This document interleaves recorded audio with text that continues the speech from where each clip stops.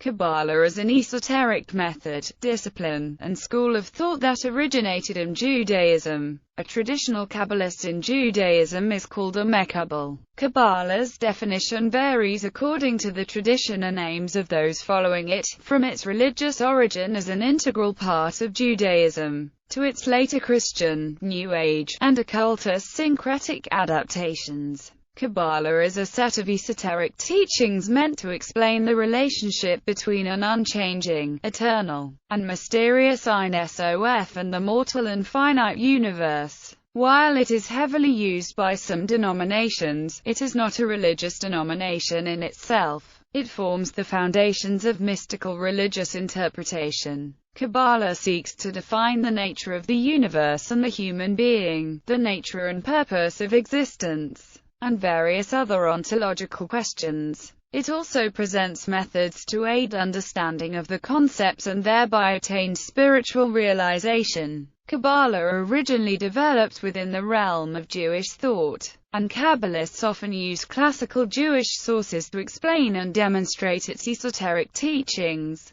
These teachings are held by followers in Judaism to define the inner meaning of both the Hebrew Bible and traditional rabbinic literature and their formerly concealed transmittive dimension, as well as to explain the significance of Jewish religious observances. Traditional practitioners believe its earliest origins predate world religions, forming the primordial blueprint for creation's philosophies, religions, sciences, arts, and political systems. Historically, Kabbalah emerged after earlier forms of Jewish mysticism in 12th to 13th century southern France and Spain, becoming reinterpreted in the Jewish mystical renaissance of 16th century Ottoman Palestine. It was popularized in the form of Hasidic Judaism from the 18th century onwards. 20th century interest in Kabbalah has inspired cross-denominational Jewish renewal and contributed to wider non-Jewish contemporary spirituality, as well as engaging its flourishing emergence and historical re-emphasis through newly established academic investigation. Overview. According to the Zohar, a foundational text for Kabbalistic thought, Torah study can proceed along 4 levels of interpretation. These 4 levels are called paths from their initial letters.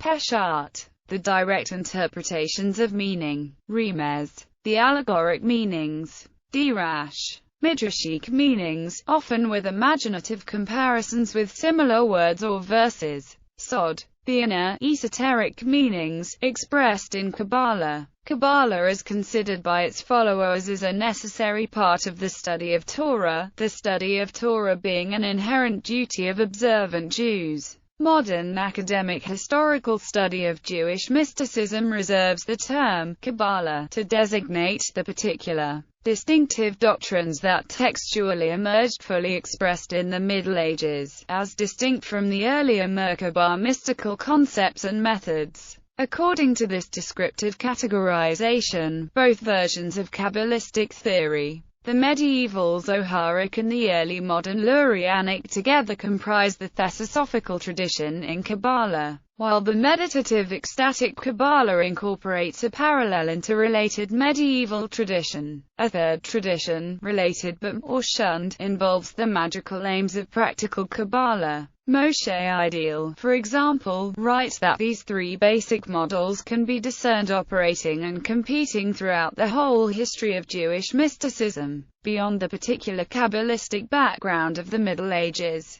They can be readily distinguished by their basic intent with respect to God. The Theosophical tradition of theoretical Kabbalah seeks to understand and describe the divine realm, as an alternative to rationalist Jewish philosophy, particularly Maimonides' Aristotelianism. This speculation became the central component of Kabbalah. The ecstatic tradition of meditative Kabbalah strives to achieve a mystical union with God. Abraham Abulafia's prophetic Kabbalah was the supreme example of this, though marginal in Kabbalistic development, and his alternative to the program of Theosophical Kabbalah. The magico-theurgical tradition of practical Kabbalah endeavors to alter both the divine realms and the world. While some interpretations of prayer see its role as manipulating heavenly forces, practical Kabbalah properly involved white magical acts, and was censored by Kabbalists for only those completely pure of intent.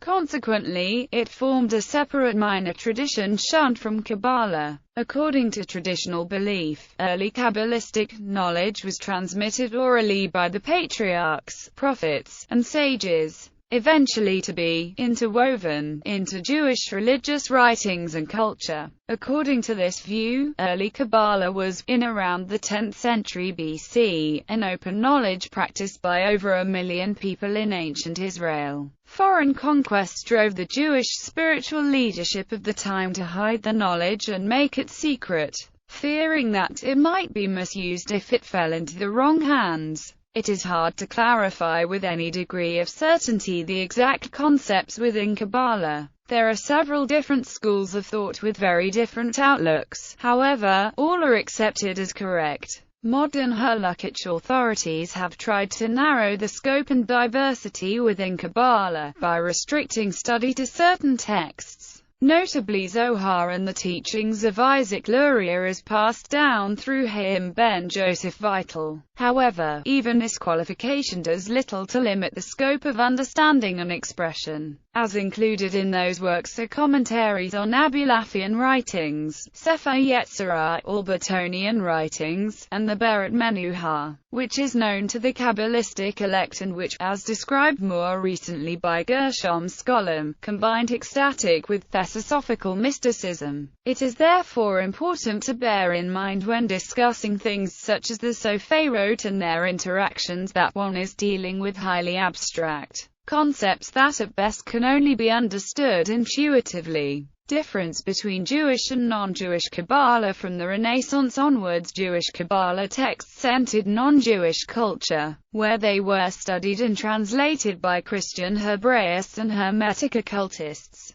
Syncretic traditions of Christian Kabbalah and Hermetic Kabbalah developed independently of Jewish Kabbalah, reading the Jewish texts as universal ancient wisdom. Both adapted the Jewish concepts freely from their Judaic understanding, to merge with other theologies, religious traditions and magical associations. With the decline of Christian Kabbalah in the Age of Reason, Hermetic Kabbalah continued as a central underground tradition in Western esotericism. Through these non-Jewish associations with magic, alchemy and divination, Kabbalah acquired some popular occult connotations forbidden within Judaism, where Jewish theurgic practical Kabbalah was a minor, permitted tradition restricted for a few elite. Today, many publications on Kabbalah belong to the non-Jewish New Age and occult traditions of Kabbalah, rather than giving an accurate picture of Judaic Kabbalah. Instead, academic and traditional publications now translate and study Judaic Kabbalah for wide readership.